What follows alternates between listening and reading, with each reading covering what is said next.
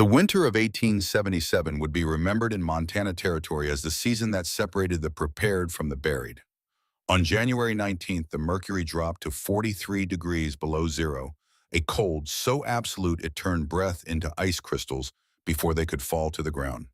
In the Bitterroot Valley, Thomas McAllister stood in his doorway at dawn watching his neighbor's chimneys belch black smoke into a sky the color of old steel. The smoke meant wet wood. Wet wood meant creosote buildup. Creosote meant chimney fires. And chimney fires in temperatures like these meant families choosing between burning their homes down or freezing to death. Tom had survived 8 Montana winters. He'd seen men lose fingers to frostbite while trying to split frozen logs. He'd watched families burn their furniture, then their floorboards, then seriously consider their wagon wheels. He knew the arithmetic of survival out here, the cold mathematics that said you needed 4.5 cords of seasoned firewood to make it through from first frost to spring thaw. He also knew that right now his own woodpile was a solid mass of ice-encrusted timber that would take him an hour of hard labor just to extract enough fuel for a morning fire. But Thomas McAllister wasn't thinking about his own struggle that morning. He was thinking about Margit Bergstrom, the Norwegian woman who lived 4 miles west, the one who 9 months earlier had told him she didn't need his charity, the one every practical man in the valley had called foolish when she started digging a hole beneath her cabin floor instead of accepting help like a sensible person. Tom pulled on his coat and saddled his horse. The ride west would be brutal in this cold, but he'd promised himself back in April that he'd check on the Bergstrom family when the real winter came. He'd promised himself he'd be there to help when Margit's pride inevitably collapsed, along with whatever half-baked scheme she'd concocted to replace 2 cords of gifted firewood. The ride took 90 minutes instead of the usual 45. His horse moved slowly, conserving energy breath, streaming from its nostrils like dragon smoke. The landscape was absolute. White snow, black trees, gray sky. No middle tones, no mercy. When he crested the final ridge and looked down at the Bergstrom homestead, he expected to see desperation. A smoking chimney choking on wet wood. Perhaps Margit outside trying to chip frozen logs free from an ice-locked pile. Maybe even the family huddled inside burning what furniture they could spare. What he saw instead stopped him cold. Clean white smoke rising straight and true from the chimney. No black stain, no excessive volume, just the thin, efficient smoke of properly seasoned wood burning hot and complete, and there visible through the cabin's single window movement. Not the hunched, desperate movement of people trying to stay warm, just normal life. A child reading, another child doing something at the table. Tom dismounted and approached the door. Before he could knock it open, Margit Bergstrom stood in the doorway holding an armload of split firewood. Her hands were drawn. The wood was dry. There was no ice in her hair, no desperation in her eyes. She looked at him with something that might have been amusement. "Morning, Tom. Cold enough for you?" He stared at the firewood in her arms, then at her face, then back at the firewood. "Where did that come from?" "Come inside, I'll show you." The cabin's interior was warm, not just survivable, actually warm. Tom could see his breath starting to dissipate as the heat found him. The children looked up from their activities, Astrid from her book, young Sven from what looked like mathematics problems.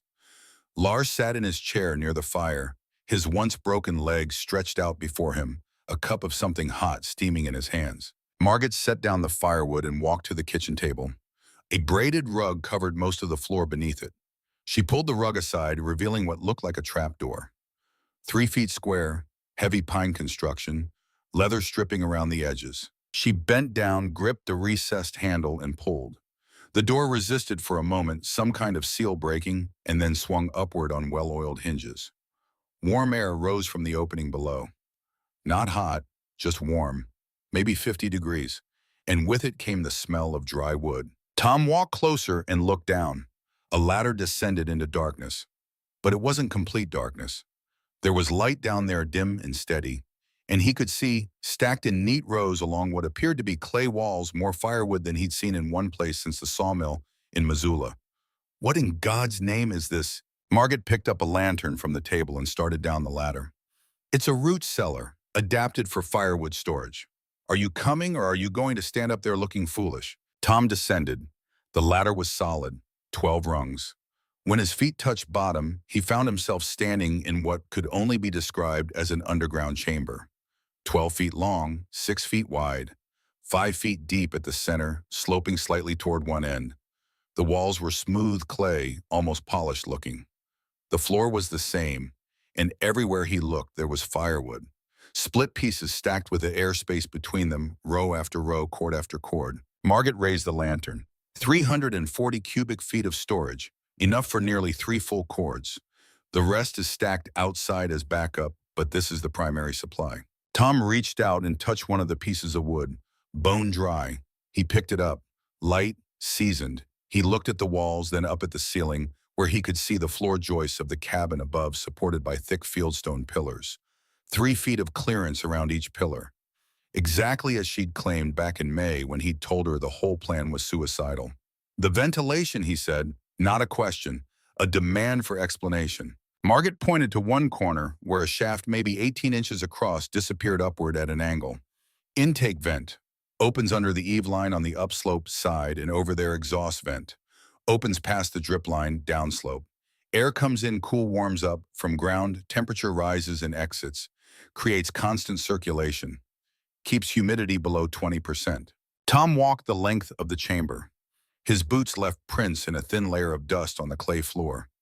No moisture, no condensation on the walls, no smell of rot or mold.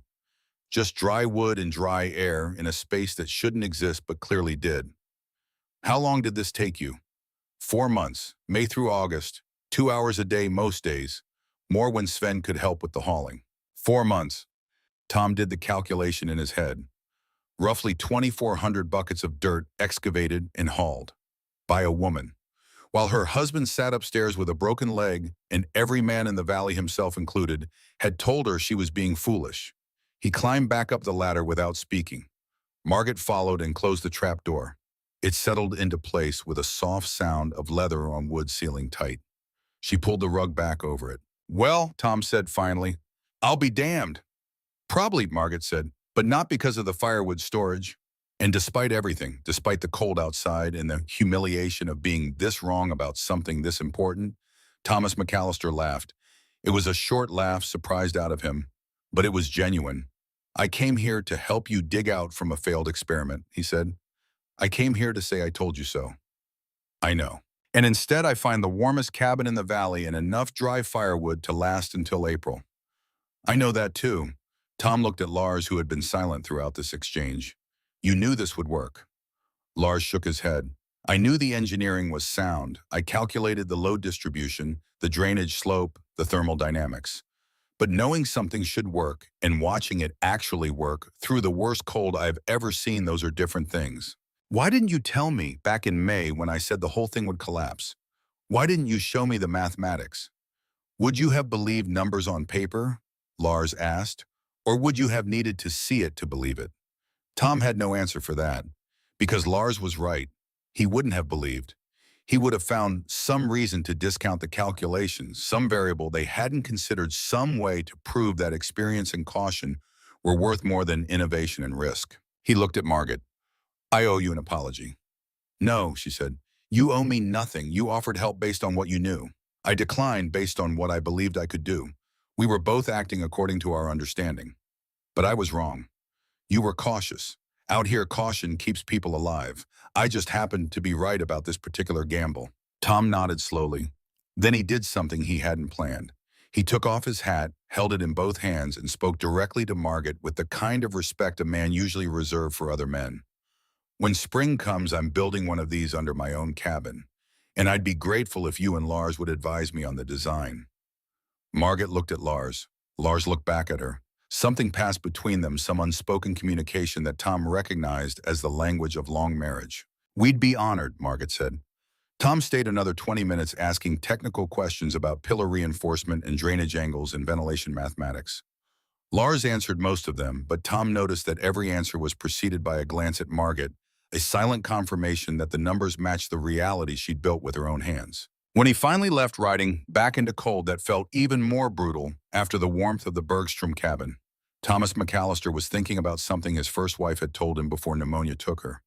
She'd said that the difference between men and women on the frontier wasn't strength or capability. It was that men thought survival meant dominating the land while women understood it meant partnering with it.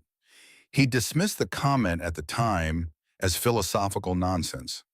Now riding through 43 below zero after seeing 340 cubic feet of perfectly dry firewood stored in a hole beneath a cabin floor, he wondered if his wife had been trying to tell him something important, something he'd been too sure of himself to hear. But that moment, that vindication in the middle of the worst winter Montana territory had seen in a decade, that moment existed because of choices made 9 months earlier. Choices that had seemed insane to every practical person in the Bitterroot Valley. Choices that started with an accident and a refusal and a woman staring at the floor of her cabin, seeing not limitation but possibility. April 14th, 1876. The day everything changed for the Bergstrom family started with routine work and ended with a scream. Lars had been plowing the North 40, preparing it for wheat. The soil in the Bitterroot was good, dark, and rich when you could break it, but it fought you. Rocks everywhere. Roots from cleared timber still webbing through the earth. The plow horse, a big roan gelding they'd named Odin, had been pulling steady all morning. Lars walked behind the plow, guiding it, feeling the jerk and pull every time the blade hit an obstacle. The scream came from Odin. Not a whinny, a scream. The horse reared wild-eyed, and for just a second Lars saw the rattlesnake coiled where the plow had uncovered it. Then Odin's hooves came down, the snake struck, and the horse lunged sideways with enough force to snap the plow traces. Lars should have let go. That's what you're supposed to do when 1,000 pounds of panicked horse decides to run.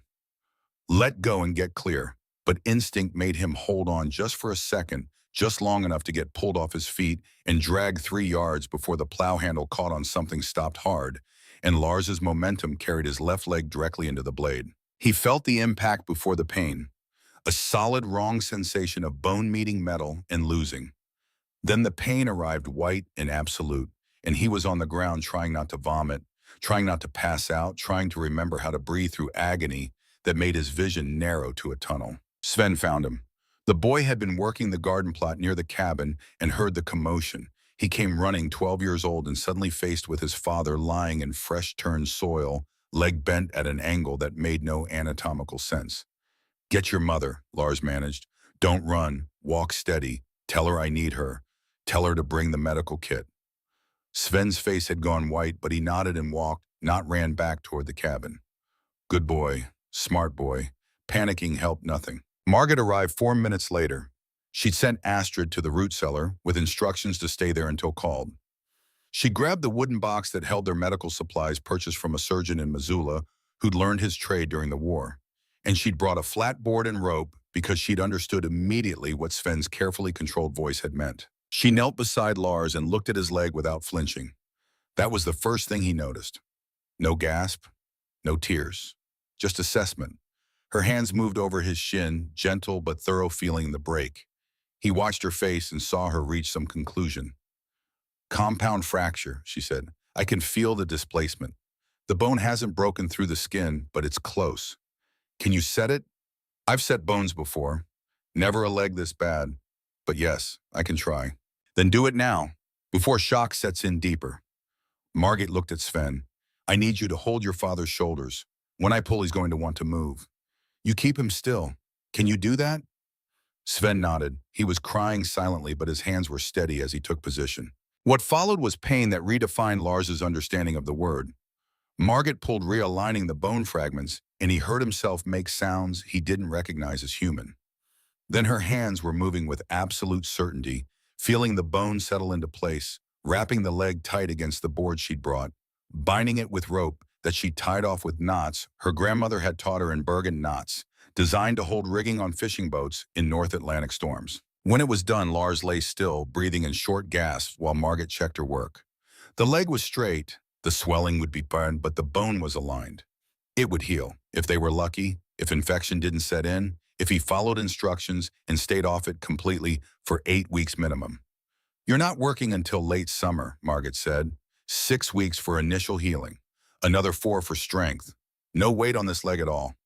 The plowing is done for this season. We'll plant what we can in the already worked ground.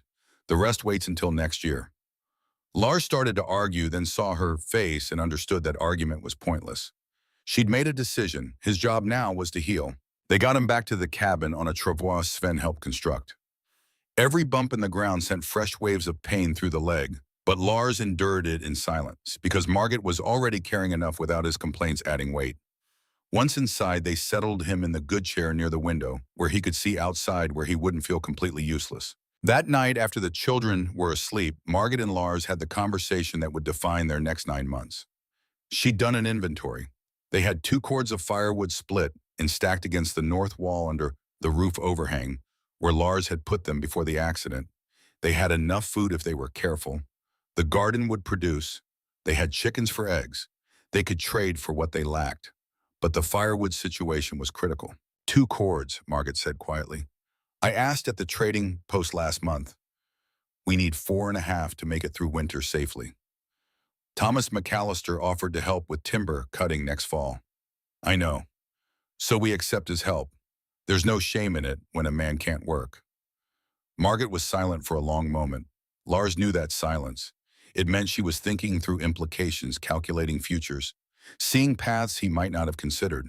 What happened in Minnesota, she said finally, at the boarding house that winter before we came west. Lars knew the story. She'd told him pieces of it over the years.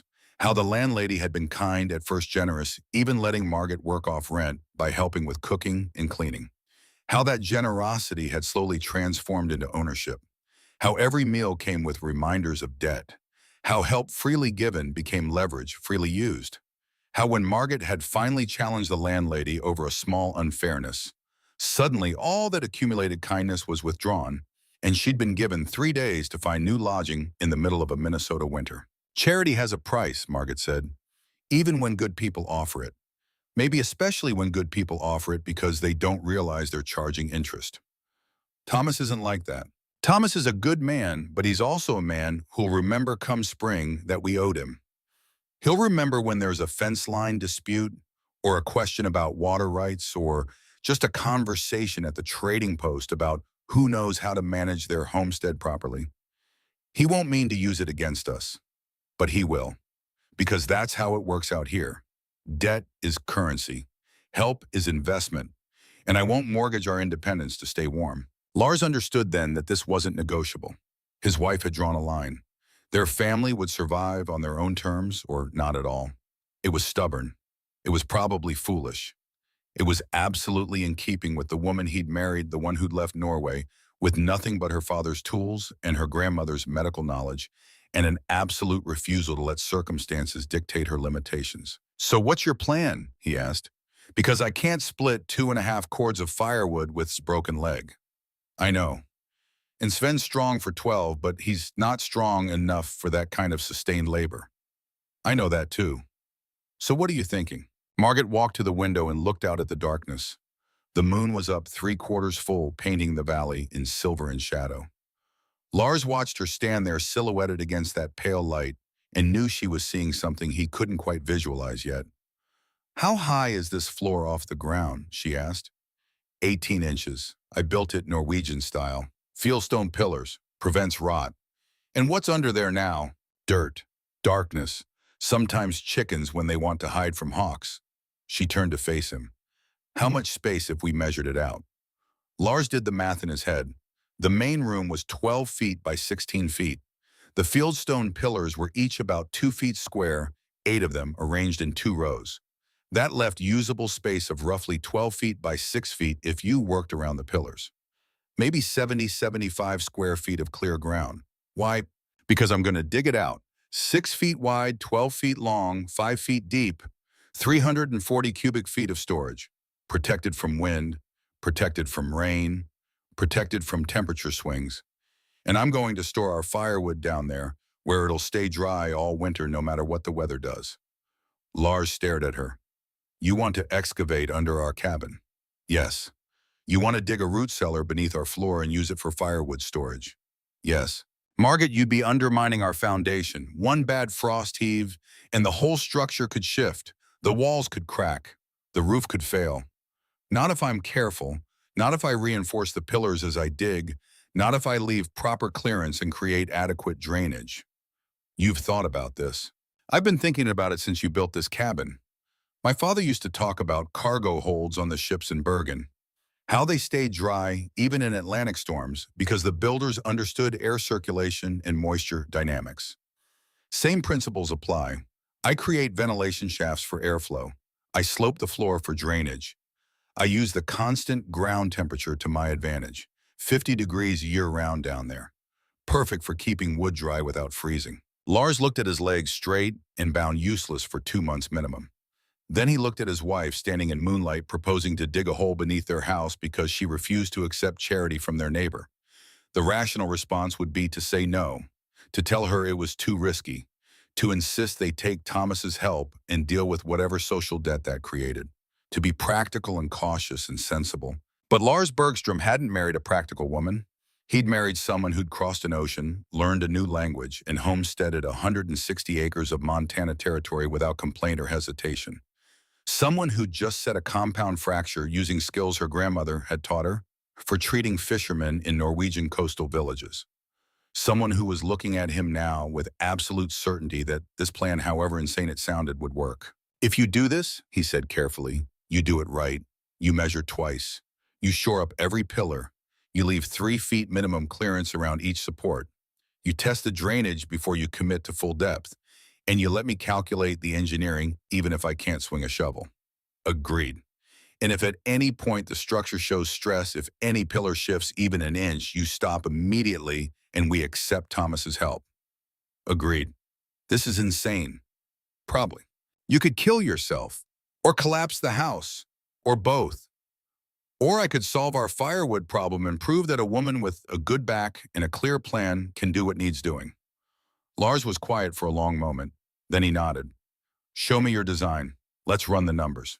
They worked until past midnight. Margaret drew sketches while Lars calculated load distributions and drainage angles. They argued about ventilation shaft placement and trapdoor dimensions and whether clay walls would need timber shoring. Lars knew soil mechanics from his years helping his father build foundations in Bergen. Margaret knew air circulation from watching her father design ship holds. Together, they created a design that was part root cellar, part wine cave, part cargo hold, and entirely adapted to the specific circumstances of a Norwegian-style cabin in Montana territory with 18 inches of crawl space beneath it. When they finally had a plan they both believed could work, Margaret rolled up the drawings and set them aside. I'll start next week. Give you time to heal enough that you're not worrying I'll drop a bucket of dirt on your head. I'll worry regardless. I know. But you'll also help me think through problems when they come up. That's worth more than muscle. She was right, though Lars wouldn't fully understand how right until months later, when her determination combined with his engineering knowledge created something that would change how people thought about winter storage across 3 Montana valleys. But that was still ahead of them. First came the refusal that would define Margaret's reputation in the Bitterroot.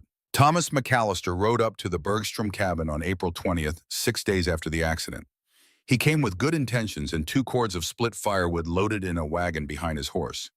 He'd heard about Lars's injury from Will Decker, who'd heard it from someone at the trading post. In a valley where your nearest neighbor might be 4 miles away, news traveled on a network of chance encounters and deliberate visits. Thomas had decided this warranted a deliberate visit. Margaret met him in the yard. She'd been working the garden plot, turning soil that Lars would have handled if his leg wasn't bound to a board in the cabin behind her. Her hands were dirty. Her dress was practical, hemmed short enough to work in. She looked tired but composed. Thomas, she said, kind of you to come check on us. Heard about Lars, thought you might need help. He gestured to the wagon, brought some firewood. Figure you've got enough to handle without worrying about splitting timber for next winter. Margaret looked at the wagon. 2 full cords neatly split. Probably 3 days of hard labor for a man like Thomas. Generosity given freely meant sincerely, and absolutely unacceptable. That's thoughtful, she said, but we're managing fine. Thomas frowned. Margaret, I know pride. I also know mathematics. Lars can't work for 2 months minimum. You can't split 4 cords of wood alone before snow flies. This isn't charity. It's neighbors helping neighbors. I understand, and I'm grateful for the thought, but we'll handle our own wood supply. How? It was a fair question. Thomas wasn't being confrontational. He genuinely wanted to understand how a woman with 2 young children and a husband who couldn't walk planned to prepare for a Montana winter without help. Margaret could have explained the underground chamber, could have shown him the drawings, could have made her case with engineering and mathematics. But she'd learned something in her 32 years that Lars's numbers couldn't calculate. Sometimes you had to do the thing first and explain it later. Sometimes showing was the only argument that mattered. I have a plan, she said simply. What plan? One that'll work if I execute it properly. Thomas sat on his horse looking down at this Norwegian woman who'd been in Montana territory less than a year, who was refusing help that any sensible person would accept. You're being stubborn. I'm being self-sufficient. There's a difference between self-sufficient and foolish. Out here, foolish gets people killed. Then I'll be careful not to be foolish. Thomas shook his head. I've been in this valley 8 years, Margaret. I've seen every kind of frontier innovation you can imagine. Most of them fail. The ones that succeed are built on experience and caution, not stubbornness and pride. Noted. When this plan of yours collapses and you're burning green wood in January and your children are coughing from smoke, you remember this conversation. You remember that help was offered and refused. He wasn't being cruel, just honest. And part of Margaret knew he was probably right to be skeptical. But a larger part, the part that had left everything familiar to build something new in a place that didn't have rules yet, that part refused to accept that the only path forward involved owing Thomas McAllister 2 cords of firewood and whatever unstated debt came with them. I'll remember, she said. Thank you for checking on us. Thomas turned his horse. The wagon of firewood followed. He rode 20 yards before stopping and looking back. Your nearest help is me 4 miles east. Henderson's are 6 miles north. If something goes wrong with whatever you're planning, if you need help, you send Sven. Day or night. Don't let pride kill you. I won't. He rode off then, and Margaret watched until he disappeared beyond the ridge. Then she walked back into the cabin where Lars sat by the window, having heard every word through the open door. He thinks I'm insane, she said. He thinks you're stubborn. There's a difference. Is there? One's a diagnosis, the other's a description. Lars shifted his leg carefully. He's not wrong about the risk. I know.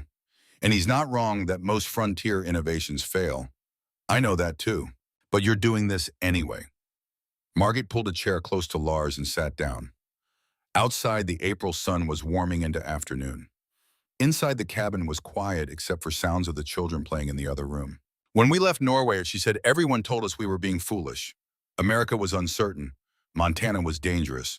We should stay where life was known and predictable. And if we'd listened, if we'd been sensible and cautious, we'd still be in Bergen.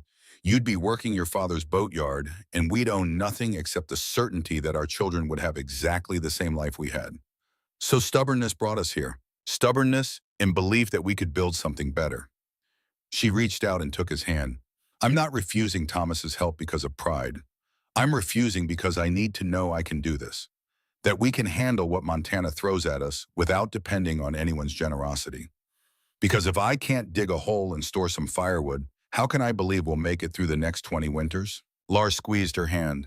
Then show me you can do it. Show Thomas. Show everyone who thinks women can't handle frontier work without men's help.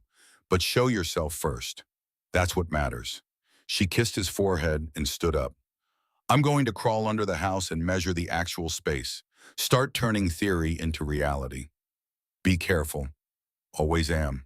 But as she crawled into the darkness beneath their cabin floor lantern, in one hand and measuring rope in the other, Margaret Bergstrom knew that careful and cautious weren't quite the same thing. Careful meant planning properly and executing well. Cautious meant not attempting what scared you.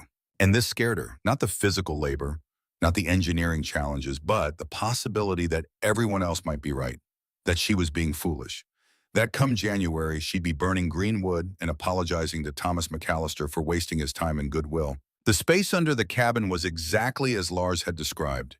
18 inches of clearance, fieldstone pillars, every 6 feet hard-packed earth that smelled of clay and darkness. She measured carefully, marking dimensions with scratches in the dirt. 12 feet long, 6 feet wide after accounting for pillar clearance. If she could excavate it to 5 feet deep, that would give her the 340 cubic feet they'd calculated. Enough for 2.6 cords of stacked firewood with proper air circulation. It was possible. The pillars were solid. The ground seemed stable. The whole thing could work if she was careful enough and strong enough and smart enough to solve the problems that would inevitably arise. Margaret crawled back out into afternoon sunlight and stood up brushing dirt from her dress. From the window, Lars watched her. From the garden, Sven looked up from whatever he'd been doing, both of them waiting to see what she'd decided. She walked to the cabin door and spoke loud enough for both to hear. "We start digging Monday. Lars, you'll calculate load distribution. Sven, you'll haul dirt. And I'll dig until we've got 340 cubic feet of the driest firewood storage in Montana territory." It was a promise. To her family, to herself, to everyone who thought women couldn't handle this kind of work. And to Thomas McAllister, who would ride past sometime in the coming months and wonder what that stubborn Norwegian woman was doing, crawling in and out of the ground like some kind of determined mole. The answer would become clear eventually. But first came 4 months of the hardest physical labor Margaret had ever attempted. 4 months of 2-hour shifts in cramped darkness. 4 months of doubt and determination in the slow transformation of theory into reality, one bucket of Montana clay at a time. The third week of May brought weather that Montana settlers called deceptive. Warm days that felt like summer cold nights that reminded you winter hadn't truly surrendered. Margaret Bergstrom started digging on May 21st, a Tuesday morning, when the ground had thawed enough to work but hadn't yet baked hard under the sun. She'd prepared everything the night before. A short-handled spade specifically chosen because a full-length handle would be useless in 18 inches of clearance. A coal oil lantern with extra fuel. 12 wooden buckets scavenged from various sources around the homestead. A bandana to keep dirt out of her hair. And a notebook where Lars had written calculations about soil removal rates and structural load distribution numbers that were supposed to guide her, but mostly just reminded her how much earth she'd need to move. 2 hours. That's what Lars had calculated as a safe working shift. Any longer, and fatigue would make her careless. Any shorter, and the project would take until snow flew. 2 hours meant roughly 47 buckets on a good day. 47 buckets meant approximately 12 cubic feet of excavated soil. At that rate, the entire chamber would take 94 days of perfect execution. Margaret didn't plan on perfect execution. She planned on stubborn persistence. The first bucket was ceremony. She crawled under the cabin, positioned the lantern where it would illuminate the work area without getting knocked over, and began to dig. The spade bit into earth that was harder than she'd expected, but not impossible. She worked in a rhythm her body found without her mind needing to direct it.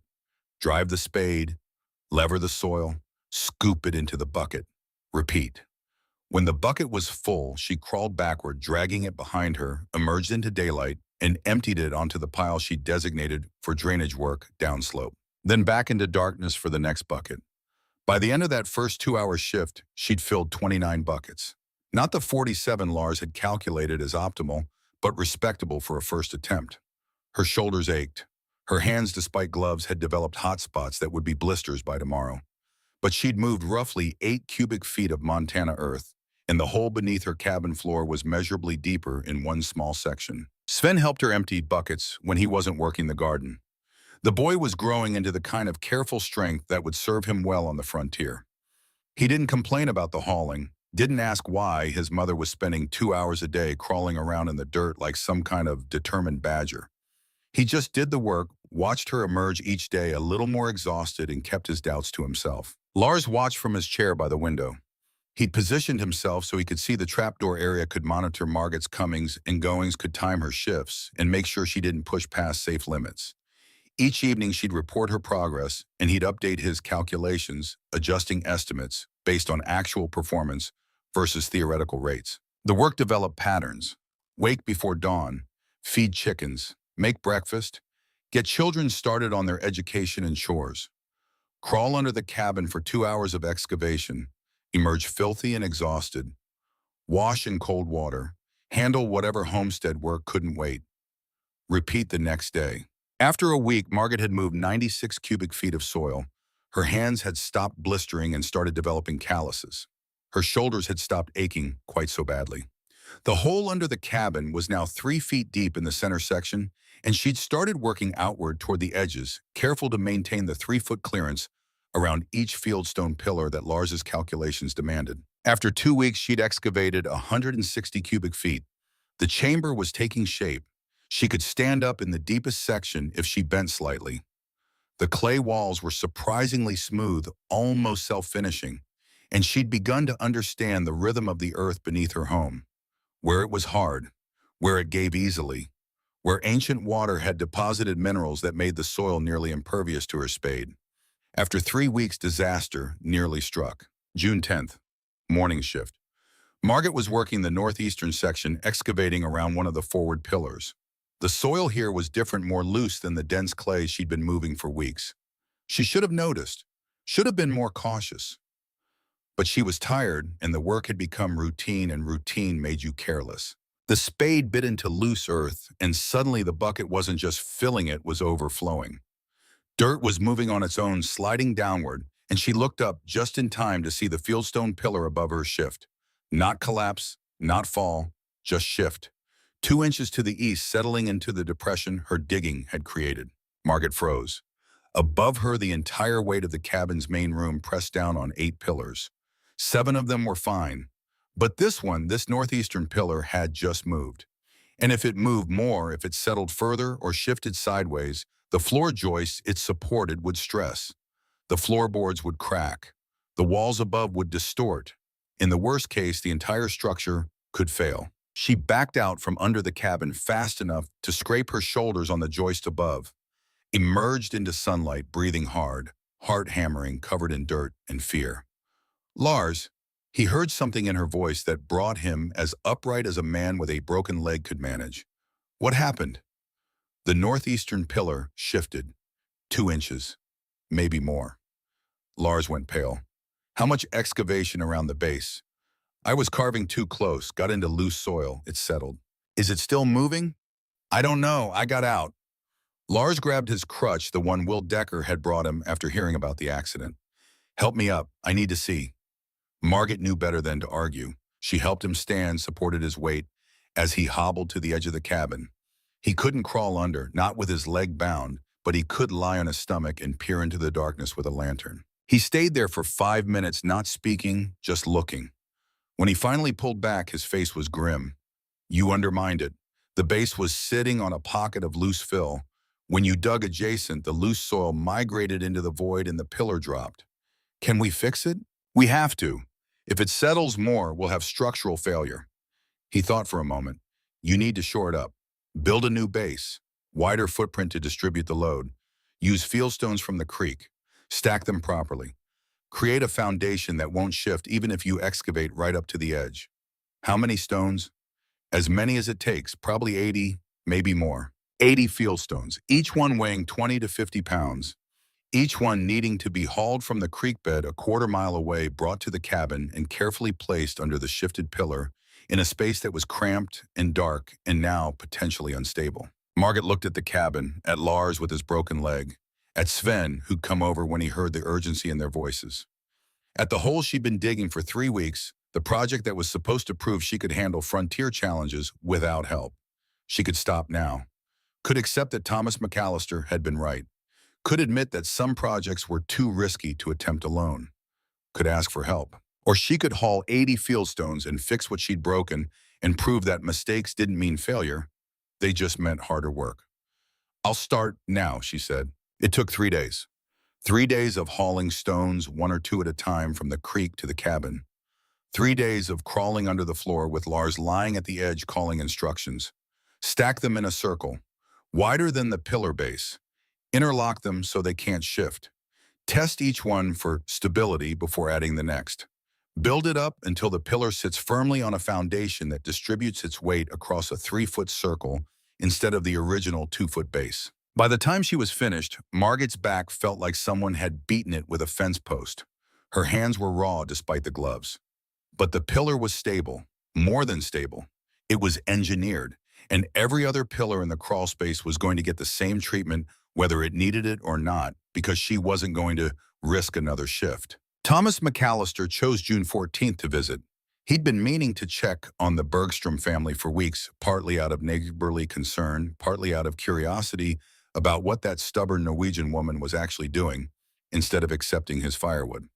What he found was Margaret emerging from under the cabin, covered in dirt, exhausted, holding an empty bucket, and Lars lying on his stomach at the edge of the floor, lantern in hand, calling something down into the darkness. Thomas dismounted slowly. What in God's name are you doing? Margaret set down the bucket and wiped her face, which just spread the dirt around. Building a root cellar. Under your cabin. Yes. You're excavating beneath your foundation. Yes. Thomas looked at Lars. And you're letting her do this. Lars pulled himself back from the edge and sat up as much as his leg allowed. I'm not letting her do anything, Thomas. I'm helping her engineer it so it doesn't collapse. It almost did collapse, Thomas said. Not a question, a statement. He'd been building structures in Montana long enough to recognize the signs of emergency repair. The fresh pile of fieldstones, the dirt on both their faces, the careful way they weren't quite meeting his eyes. One of the pillars settled, Margaret said. We caught it. We fixed it. We reinforced all the others so it won't happen again. Thomas walked to the edge and peered under the cabin. Even from the entrance, he could see what she'd accomplished. A chamber taking shape. Neat walls. Reinforced pillars sitting on stone bases that looked more engineered than the original foundation. Buckets and tools organized in the dim lantern light. He'd come here planning to say, I told you so. Planning to offer help one more time before writing off the Bergstroms as too stubborn to save. But what he was looking at wasn't the work of a foolish woman in over her head. It was the work of someone who'd made a mistake, recognized it, and fixed it with more care and effort than the original plan required. You're really doing this, he said. Yes. How deep are you planning to go? 5 feet at the center, slope for drainage, 340 cubic feet total capacity when it's finished. Ventilation, 2 shafts, intake upslope, exhaust downslope, natural convection circulation. Thomas was quiet for a long moment. Then he looked at Margaret with something that might have been the beginning of respect. If you pull this off, if you actually make this work, I'll buy you a drink at the trading post and tell everyone I was wrong about you. And if I don't, then I'll help dig you out from the collapsed cabin and we'll never speak of it again. It wasn't quite an endorsement, but it wasn't dismissal either. And after Thomas rode off, Margaret felt something she hadn't felt since starting this project. Not confidence exactly, but the absence of certainty that she was being foolish. If Thomas McAllister, 8-year Montana veteran, thought this might actually work, then maybe it could. She went back to digging. By July, the chamber was 2/3 complete. Word had spread through the valley about what Margaret was attempting. Will Decker, the Dutch engineer who ran the sawmill 15 miles north, came to see for himself on July 15th. Will was a practical man who'd built half the structures between Missoula and the Idaho border. He understood engineering the way some men understood horses or weather. And when he descended into Margaret's underground chamber lantern in hand, he saw immediately what she was trying to do. You're creating convection circulation, he said, examining the partially completed ventilation shafts. Using ground temperature differential to pull air through the space. Yes, Margaret said. 50 degrees constant underground. Winter air outside drops to -20 or colder. That creates thermal differential. Warm air rises through the exhaust shaft. Cold air gets pulled in through the intake. Constant circulation prevents moisture accumulation. Will walked the length of the chamber, running his hands over the clay walls. Where did you learn about thermodynamics? My father built cargo holds in Bergen, ships that carried goods across the North Atlantic in winter storms. Same principles. Keep air moving, keep moisture from settling, keep your cargo dry. A ship's hold is sealed tight with caulked planking. This is bare earth.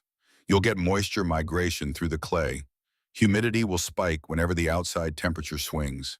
Your firewood will reabsorb water, and you'll be burning wet logs by January. He wasn't being cruel, just stating engineering reality as he understood it. And he wasn't entirely wrong. Clay walls would allow some moisture transfer. The question was whether the ventilation system could remove moisture faster than it accumulated. Margaret had thought about this during the long evenings planning the project.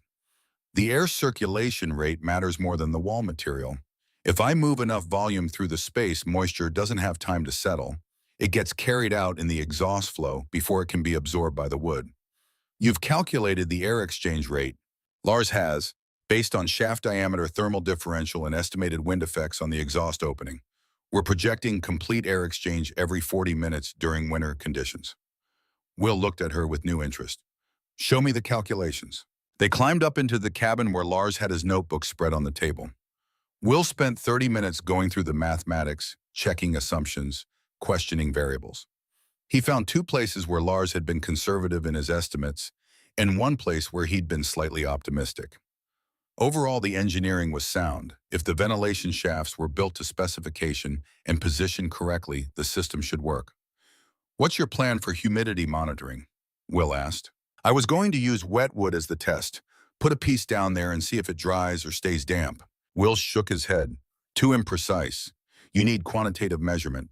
He reached into his coat pocket and pulled out a small instrument, brass and glass about the size of a pocket watch. "Hygrometer measures relative humidity. I use them at the mill to test lumber moisture content. Keep this. Check it daily. If humidity stays below 25%, your firewood will stay seasoned. If it creeps higher, you'll need to adjust your ventilation strategy." Margaret took the instrument carefully. It was expensive, precision-made, not the kind of thing you just gave away. "I can't accept this." "You're not accepting it. You're borrowing it. When you prove this system works, I'll want data. Humidity readings across different weather conditions, temperature differentials, airflow rates if you can measure them. That information is worth more to me than one hygrometer." He stood to leave, then paused. "I've been building in Montana territory for 20 years. I've seen maybe 3 genuinely innovative designs in that time. Most frontier construction is just copying what works somewhere else and hoping it works here. But what you're doing, this is actual engineering. You're not fighting the environment. You're using it.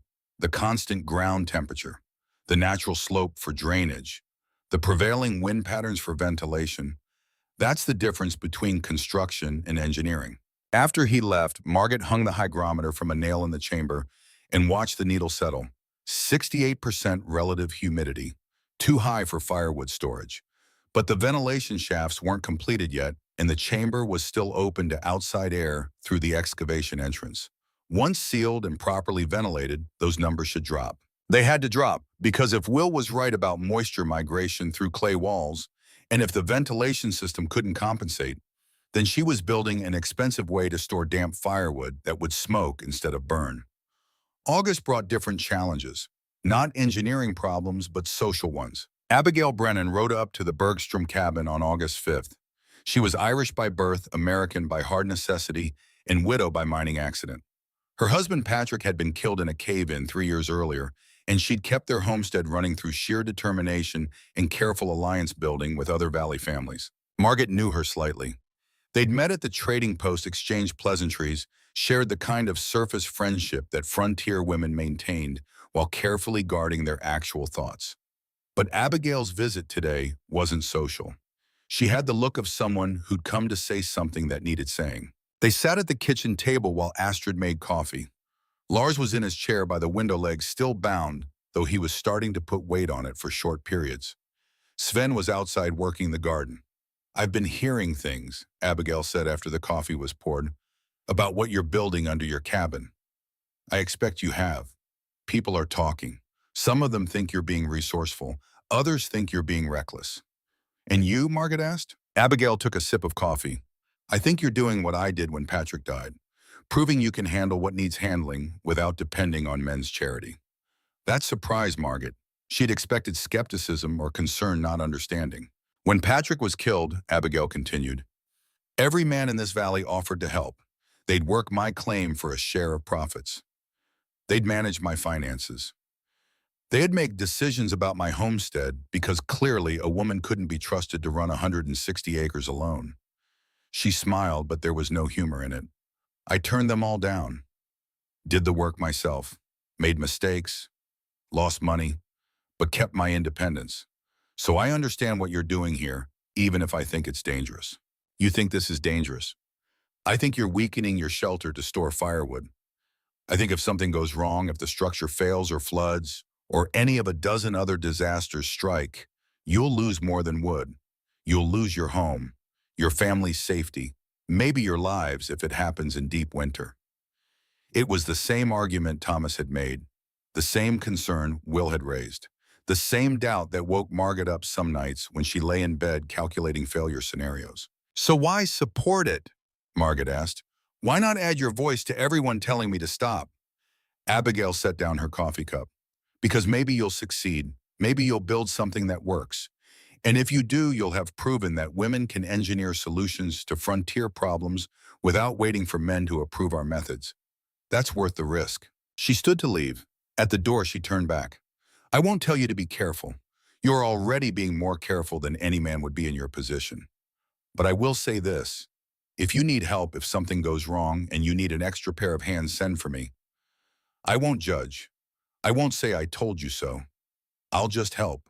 That's what women do when the men are too proud to ask. After she left, Lars spoke from his chair. That was unexpected. Yes. She's right, though, about the risk. I know. Are you still certain this is worth it? Margaret looked at the floor where the trapdoor would eventually be. Beneath it, 320 cubic feet of carefully excavated space. Another 20 cubic feet to go. Then ventilation completion.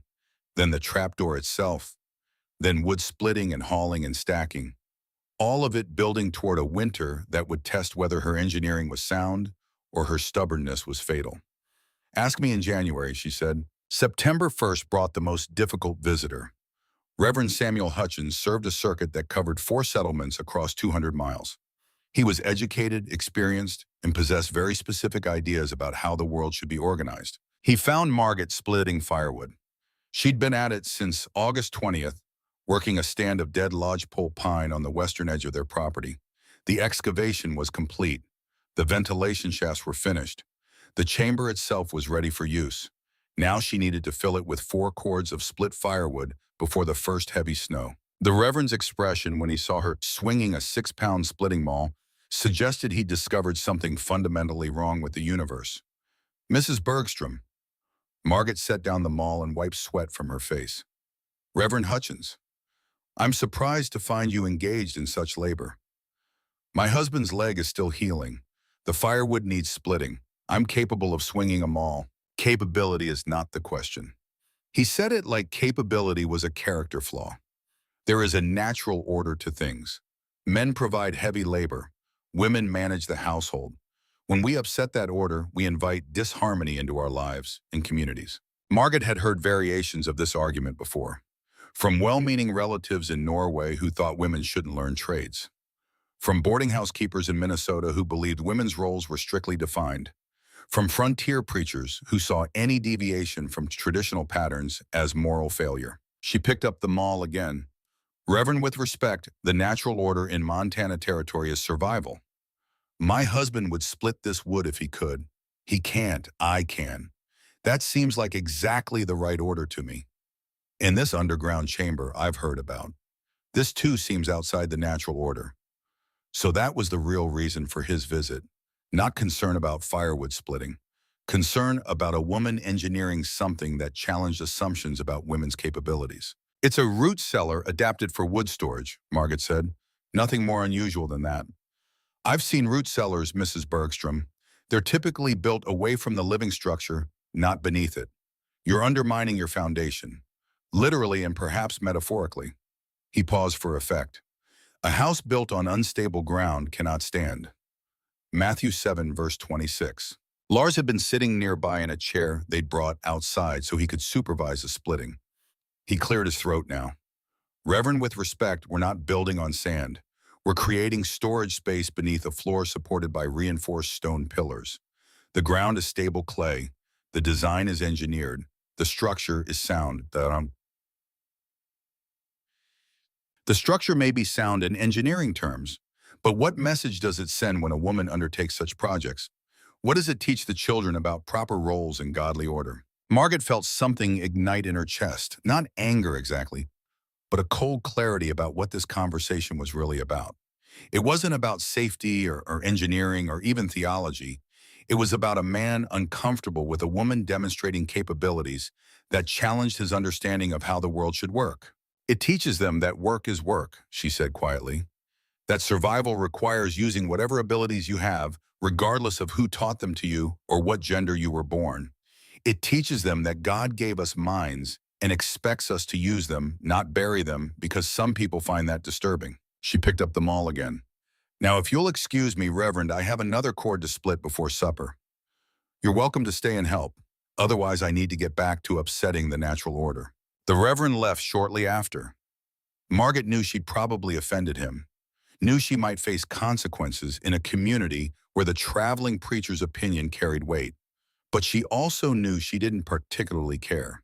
The Reverend's natural order was a luxury purchased by people who had enough margin to enforce it. Out here, where margin between survival and catastrophe measured in cords of firewood and pounds of beans, order meant doing what worked. That evening after the children were asleep, Lars spoke carefully. "You made an enemy today." "I know. He'll talk. People will hear that you were disrespectful to a man of God." "Let them hear. I was respectful of God, just not impressed by a man who thinks God's primary concern is whether women know their place." Lars was quiet for a moment. "You're braver than I am." "I'm not brave. I'm just tired of apologizing for being competent." By September 20th, the trapdoor was complete. Margaret had built it over 3 days, working with precision that surprised even Lars. Pine boards planed smooth and fitted tight. Wool batting from a moth-damaged quilt providing insulation. Leather stripping from a worn saddle creating an airtight seal. The whole assembly weighed 37 pounds and required real effort to lift against the pressure differential once sealed. The chamber itself was ready. 5 feet deep at center. Sloped floor for drainage. Clay walls smooth and stable. Ventilation shafts positioned exactly as calculated. Fieldstone pillars sitting on reinforced bases that distributed load across 3-foot circles. On September 23rd, Margaret conducted the final test. She suspended a damp cloth in the chamber and left it for 3 days. The hygrometer wheel had given her read 72% humidity on day 1. By day 2, it had dropped to 45%. By day 3, the cloth was completely dry and the humidity reading was 18%. The ventilation system worked. The engineering was sound. The chamber would keep firewood dry. Now came the hard part. 4 cords of wood split and hauled and stacked before winter arrived.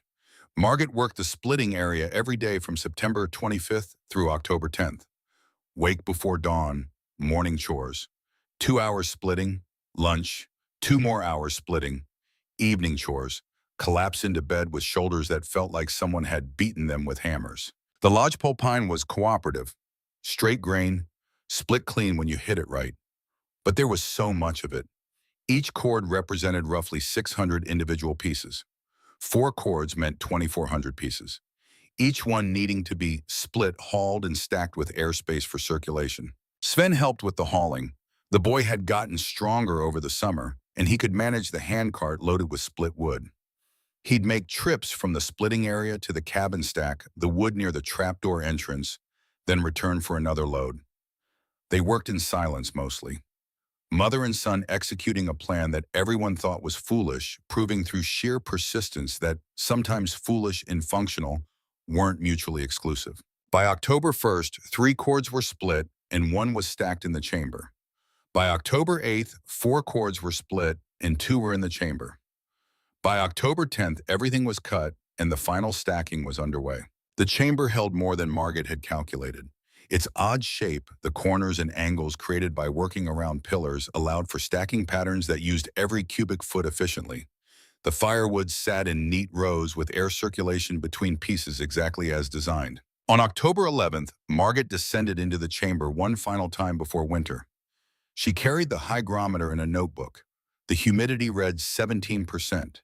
The temperature read 51 degrees. The air moving through the ventilation system was noticeable if you held your hand near the intake shaft. Everything worked. The engineering, the excavation, the ventilation, all of it functioning exactly as Lars had calculated and Margaret had built. She climbed back up, sealed the trap door, and pulled the rug over it. The chamber was ready. Winter could come whenever it wanted.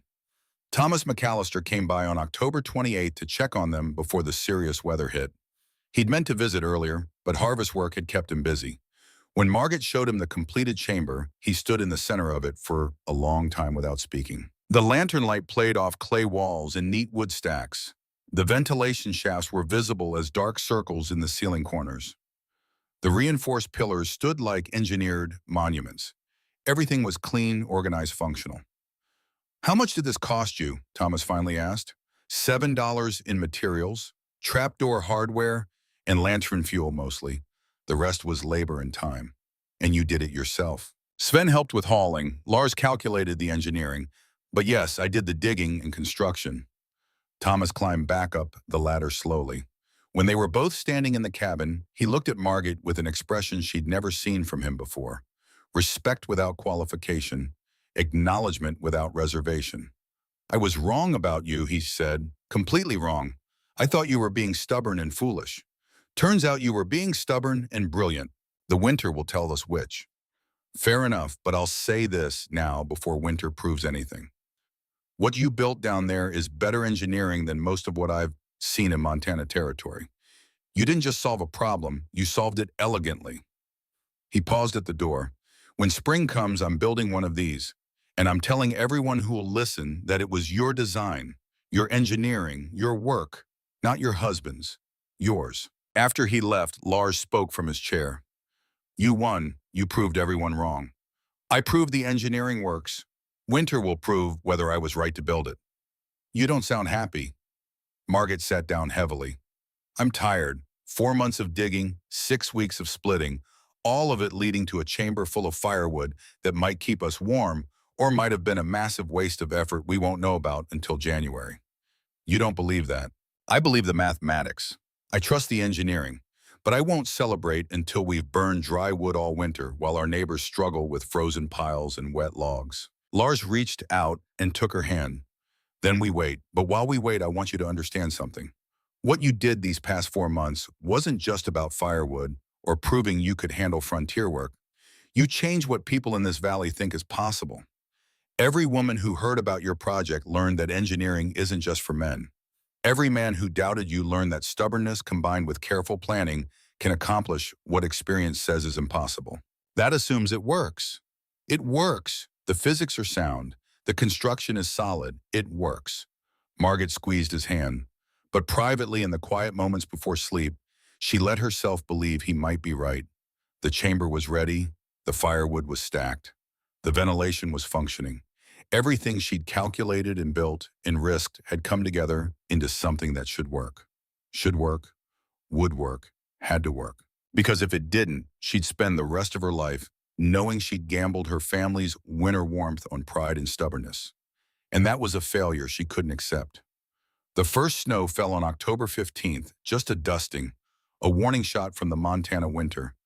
But Margaret stood in her doorway watching it fall and felt something she hadn't felt since April when Lars broke his leg and everything changed. Confidence, not certainty, not arrogance, just quiet confidence that she'd done what needed doing, that the work was sound, that when the real cold came, when temperatures dropped to 40 below and stayed there for weeks, her family would be warm. And if Thomas McAllister or Reverend Hutchins or anyone else wanted to judge her methods, they could do it from their own cold cabins while burning wet wood and wondering why they hadn't thought of building something better. October 12th arrived with weather that felt personal. The sky turned the color of old bruises, that particular shade of gray-purple that Montana settlers learned to read like prophecy. Margaret stood in her doorway at dawn, watching the thermometer outside the window drop from 56 degrees to 48 in the time it took her to make coffee. The air smelled wrong, not cold exactly, but empty, like something vital had been sucked out of the atmosphere, and what remained was just waiting to be filled with whatever winter decided to send. By noon, rain had started, not the gentle autumn rain that helped gardens or settled dust.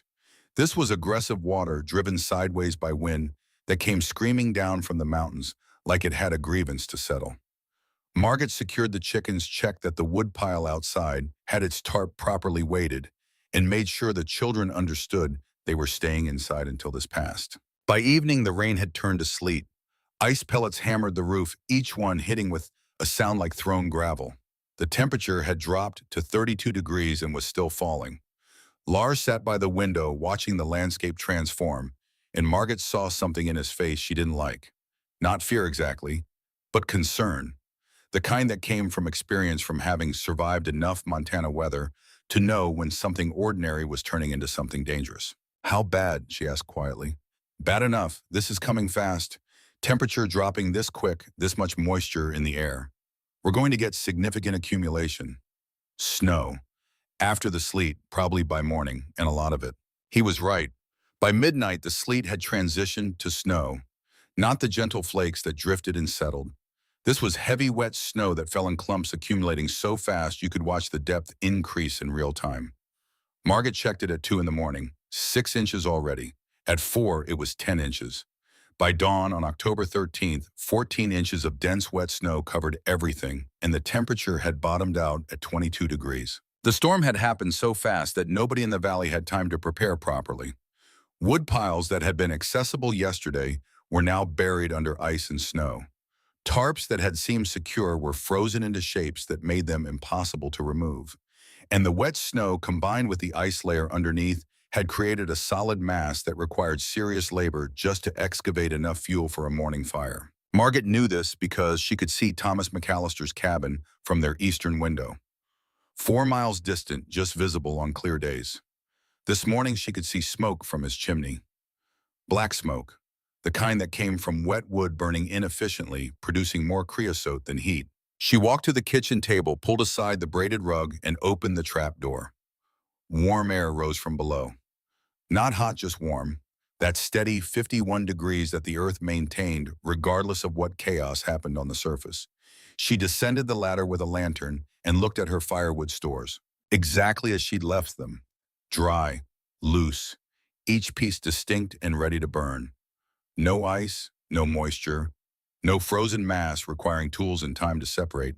Just properly seasoned firewood stored in conditions that made it as accessible in a blizzard as it would be on a summer day. She selected an armload of split pine, carried it up the ladder, and fed it to the fire in the stove. The wood caught immediately, burned hot and clean, produced the thin white smoke of complete combustion that rose straight from the chimney and dispersed in the wind. Inside the cabin, the children ate breakfast without shivering. Lars drank his coffee by a stove that was actually warming the room, not just keeping it survivable. And Margaret stood at the window watching the storm continue, feeling something she'd worked 4 months to earn. Vindication, not the loud kind, not the proud kind, just the quiet certainty that she'd been right about something everyone else had thought was foolish. Thomas McAllister appeared at their door around 10 in the morning. He'd ridden through the storm, which meant whatever brought him was important enough to risk the cold and the difficult travel. Margaret let him in and saw immediately that he was exhausted. Ice in his beard, hands red despite gloves. The look of a man who'd spent his morning doing hard labor just to accomplish basic tasks. "Wanted to check on you," he said, though his eyes were already scanning the cabin. Looking for signs of struggle, evidence that the storm had created the crisis he'd predicted back in April. "We're fine," Margaret said. "Coffee, please." She poured him a cup while he warmed himself by the stove. The heat was good. He could feel it actually penetrating his cold, and that surprised him. Most cabins in this weather were survivable at best. This one was genuinely warm. "Your wood pile holding up?" he asked carefully. "Haven't touched the outside pile yet. Been using the storage chamber." Thomas set down his coffee cup. His face changed. Not anger. Something closer to wonder mixed with chagrin. "I spent an hour this morning chipping ice off my wood pile," he said quietly. "Used a hatchet to separate logs that had frozen together. Got enough for maybe 6 hours of burning, and half of it still wet, going to smoke more than heat." He looked at the trap door, now covered by the rug. "May I?" "Of course." Margaret pulled aside the rug and opened the trap door. Thomas descended into the chamber, and even though he'd seen it once before in October, seeing it now in the middle of this storm was different. The contrast between the chaos above and the perfect functionality below made the engineering achievement impossible to dismiss. He climbed back up without speaking, finished his coffee standing by the stove, soaking in heat that came from dry wood burning efficiently. When he left, he paused at the door. "I'll be back in spring, with drawings. I want Lars to help me design one of these for my place, and I'm paying for the consultation. This isn't neighborly help. This is professional engineering advice, and it's worth money." After he rode off back into cold that felt even worse after the warmth of the Bergstrom cabin, Sven looked up from his schoolwork. "Mr. McAllister said you were right." "He said the engineering works." "That means you were right." Margaret smiled, but she didn't celebrate. Not yet. October was just the opening round. January would be the real test. January arrived like an executioner. No warning, no mercy, just brutal, absolute cold that settled over Montana territory and refused to leave. On January 19th, the temperature dropped to 43 degrees below zero. Margaret knew this because Lars had positioned their thermometer where he could read it from inside, and they'd both watched the mercury descend past 0, past -10, past -20, into territory that felt less like weather and more like divine punishment. At 43 below, breath turned to ice crystals before it could fall. Metal became dangerous to touch with bare skin. Wood became brittle. Animals died if they weren't sheltered. And humans just tried to survive. The cold lasted, not just days, weeks, 28 consecutive days below zero. Some days it would climb to -5 and feel almost warm. Other days it would drop back to -30 and remind everyone that winter wasn't finished testing them. Margaret established a routine. Every morning before the children woke, she'd descend into the chamber and select that day's firewood. The temperature down there never varied. 51 degrees, constant, reliable. Like the earth was providing a small pocket of mercy in the middle of winter's assault. She'd carry up enough wood for the day. Sometimes she'd split kindling down there where it was warmer and the wood wasn't frozen brittle. Then back up, seal the trap door, and start the day's fire with wood that caught immediately and burned hot. The contrast with what was happening to their neighbors was visible in the smoke. The Bergstrom chimney produced thin white smoke that rose straight and clean. Other cabins in the valley, the ones she could see from the windows, produced thick black smoke. Some days the smoke was so heavy, it stained the snow around their chimneys. Black smoke meant wet wood. Wet wood meant incomplete combustion. Incomplete combustion meant creosote buildup in the chimney. And creosote buildup meant fire risk. On January 22nd, the Henderson place had a chimney fire. Margaret saw it from the window, flames shooting from the top of the chimney, sparks everywhere, black smoke suddenly turning into an orange glow against the white landscape. The Hendersons managed to control it, but they lost part of their roof where the heat had ignited the shake shingles. On February 3rd, the Walters family wasn't as lucky. Their chimney fire spread to the roof structure. They got out safely, got their important possessions out, but they lost the cabin, watched it burn in -20-degree weather because there was nothing else they could do. By the time neighbors arrived to help, there was nothing left to save. Margaret heard about it from Abigail Brennan, who rode over on February 5th to share news and check on the Bergstroms. Abigail looked exhausted, dark circles under her eyes, the kind of tired that came from burning green wood for weeks and sleeping in a cabin that never got truly warm. "The Walters are staying with Tom McAllister now," Abigail said over coffee.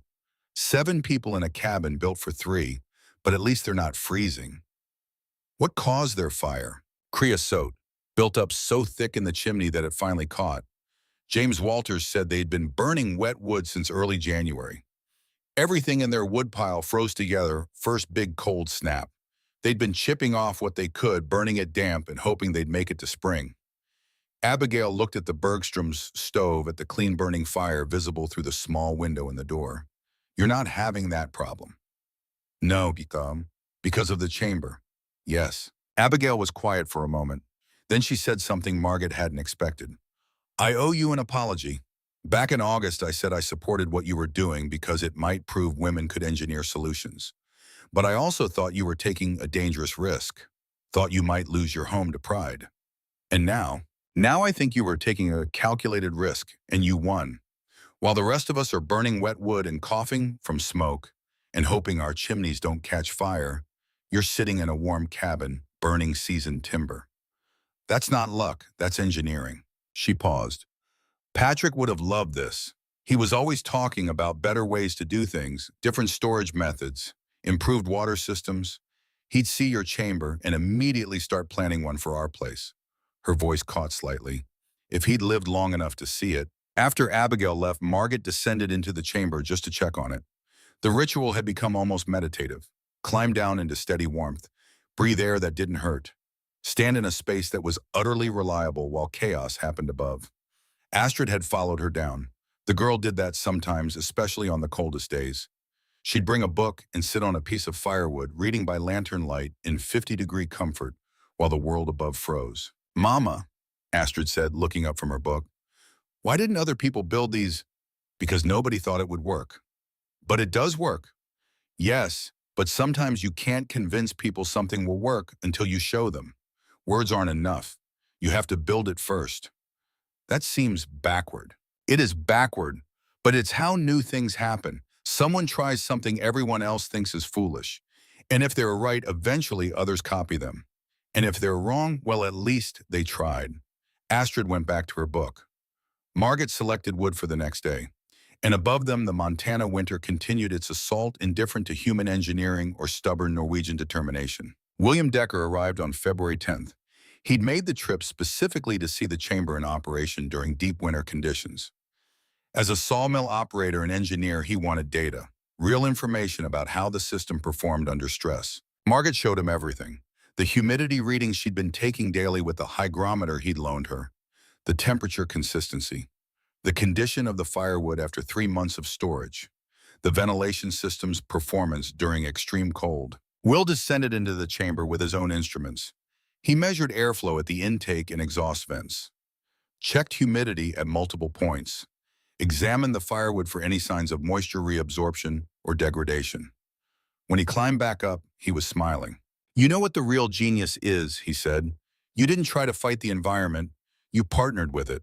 The ground's constant temperature, the natural slope for drainage, the prevailing winds for ventilation. You worked with what you had instead of against it." He pulled out a leather notebook and started writing. "I'm documenting this. Dimensions, materials, cost, performance data. This system needs to be recorded properly so others can replicate it. You think others will want to?" Margaret, half the valley is burning wet wood right now. 2 families have had chimney fires. 1 lost their home. And here you sit in a warm cabin with dry firewood and minimal smoke. Yes, others will want to replicate this. The question is whether they'll have the determination to execute it properly. He placed an order for timber the next week, paid 15% over his usual rate. When Lars asked why the premium, Will's answer was simple: "Because this chamber saved your family's winter.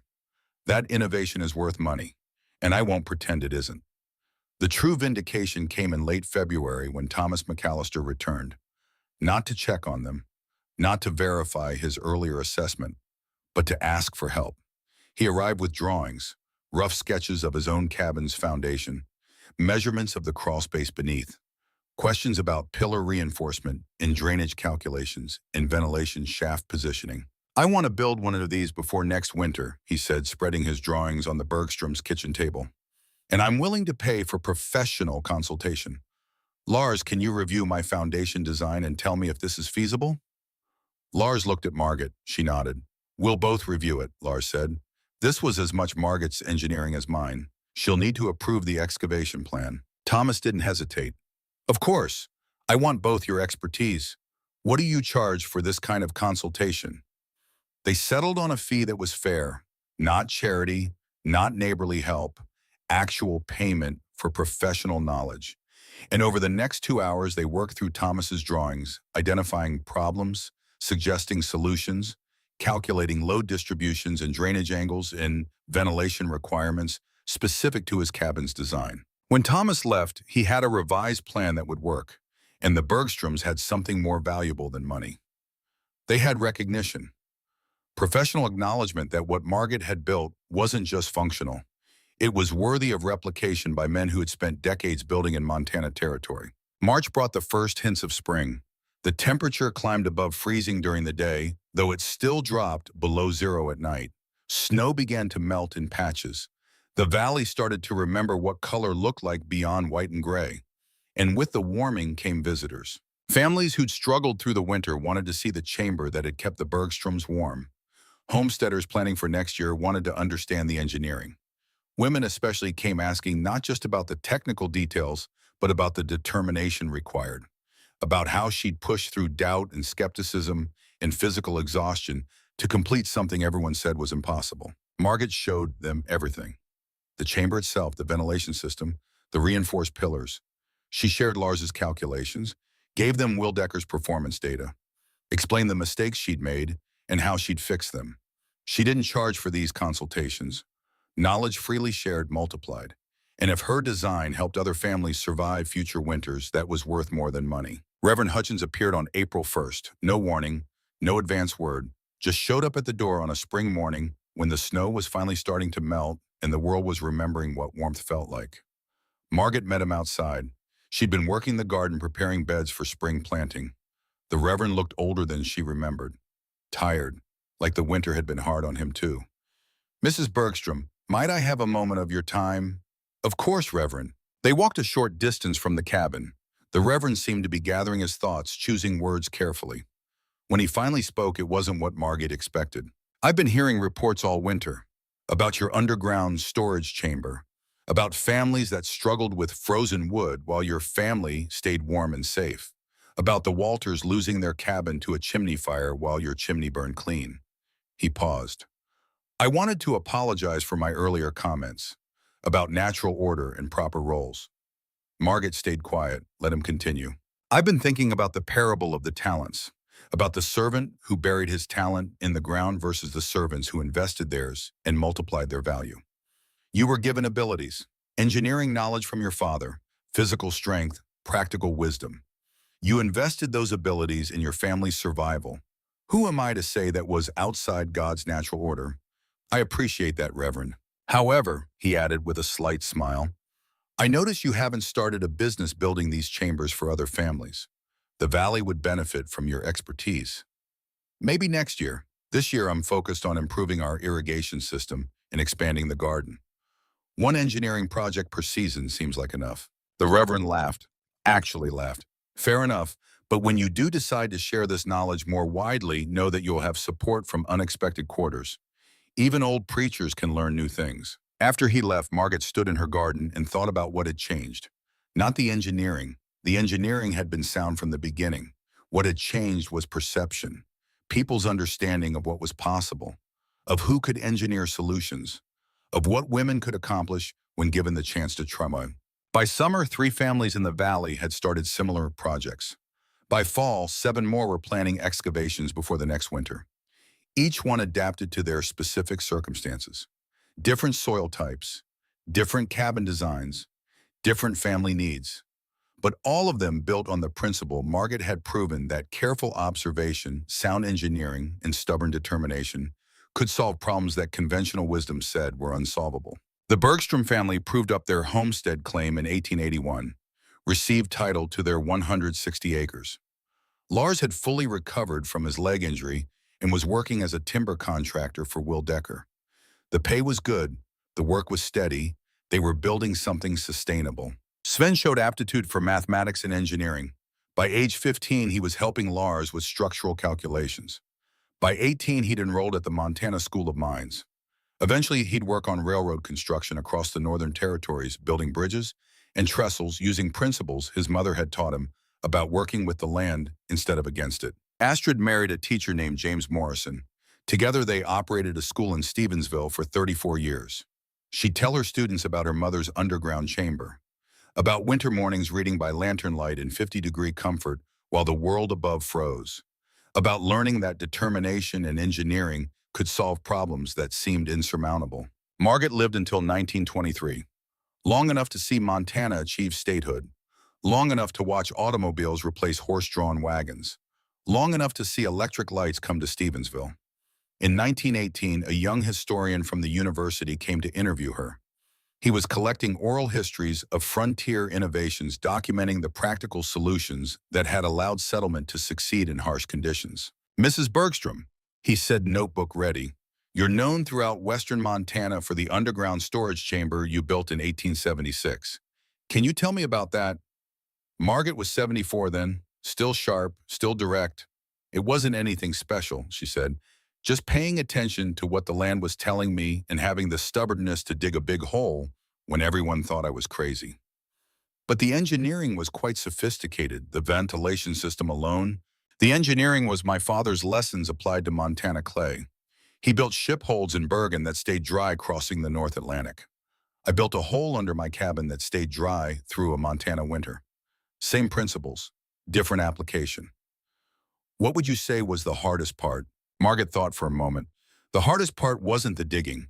It wasn't even the skepticism from neighbors who thought I was being foolish. The hardest part was trusting myself, believing that my calculations were correct even when experienced men said they weren't, believing that I could execute something difficult even when I was exhausted and doubting. That internal trust, that's what made it possible. Everything else was just work. The interviewer wrote furiously. And what did you learn from the experience? that the frontier teaches you to work with what you have rather than waiting for ideal conditions that might never arrive. That's true whether you're storing firewood or building a life. By 1880, at least 30 families across western Montana had built some version of underground wood storage, each one customized to local conditions, each one proof that a good idea properly executed could spread through a community despite initial skepticism. Modern archaeologists working in Montana have documented 15 homestead sites with evidence of excavated storage chambers beneath cabin floors. Most date to the late 1870s and early 1880s. They're identified by support pillar configurations, ventilation shaft scars, and characteristic floor joist patterns that allowed for trapdoor access. One site excavated in 1987 produced a brass and glass hygrometer still functional after more than a century underground. The archaeologists couldn't determine which homestead had owned it, but the design matched instruments manufactured in the 1870s and used in sawmill operations. The chambers themselves are long gone, collapsed or filled in when the original cabins were replaced with modern structures. But the principle behind them endures. Margaret Bergstrom succeeded not because she had exceptional talent that others lacked, but because she paid attention to the specific conditions of her situation and refused to accept generic solutions that didn't fit. She observed that ground temperature stayed constant. She noticed that her cabin's design created unused space beneath the floor. She understood moisture dynamics from her father's shipbuilding experience. She combined these observations into a solution that addressed her particular needs. That's practical innovation. Not inventing something entirely new, but recognizing how existing principles can be recombined to solve immediate problems.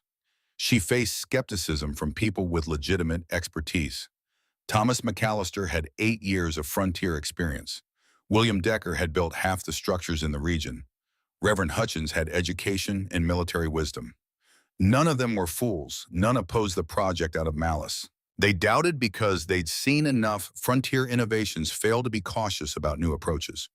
Margaret succeeded not by dismissing their concerns, but by addressing them through careful design and methodical execution. She reinforced the pillars. She created proper drainage. She engineered ventilation. She proved her concept through results rather than arguments. The underground chamber served the Bergstrom family for 16 years.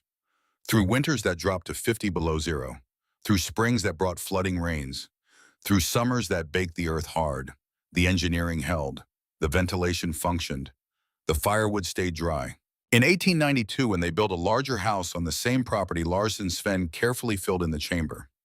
They recorded its dimensions first, documented the construction techniques, made sure the knowledge wouldn't be lost, even though the physical structure was being retired. That documentation still exists in the Montana Historical Society archives. Detailed drawings, performance data. Some of Margaret's original notebooks with observations about soil composition and drainage patterns and ventilation calculations. It's a record of what one determined woman accomplished when she decided that conventional wisdom didn't apply to her specific circumstances, when she chose to trust her engineering over other people's experience, when she committed to 4 months of brutal physical labor to prove a concept that everyone said wouldn't work. The specifics of underground firewood storage might seem like historical curiosity now. Most modern homes have central heating forced air systems thermostats that maintain constant temperature without anyone needing to split wood or monitor moisture content. But the underlying pattern remains relevant. We still face situations where conventional solutions don't quite fit our circumstances. We still encounter skepticism from people with legitimate expertise. We still have to decide whether to wait for ideal conditions or work with what we have. Margaret Bergstrom chose to work with what she had: clay soil beneath her cabin, an elevated floor that created unused space, a broken-legged husband who could calculate but not dig, knowledge inherited from a father who built ships in Bergen, and the absolute determination to prove that self-sufficiency wasn't just possible, it was preferable to the alternative. The chamber is gone now. The original cabin is gone.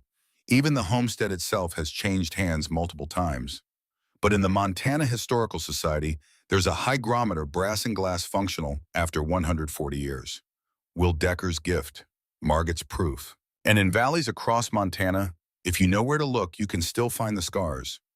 Ventilation shafts filled with soil, floor joist patterns that make no sense unless you understand what was below.